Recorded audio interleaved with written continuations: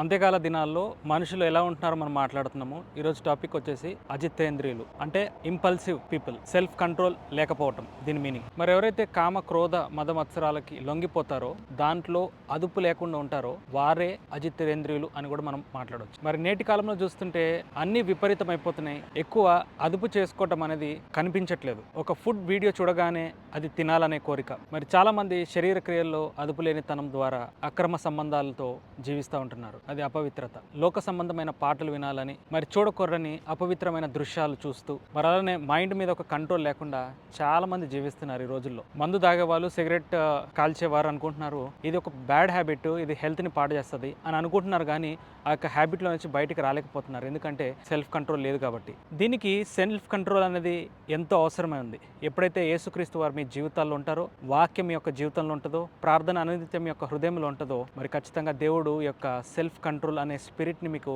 ఖచ్చితంగా ఇవ్వగలడు. ఈ వీడియో అనేది కేవలం ఒక విత్తనము, కానీ మీరు పాటించే యొక్క డిసిప్లిన్, కన్సిస్టెన్సీ అనేది ఒక చెట్టు లాంటిది. దాని యొక్క ఫలములే ఆత్మ ఫలములు.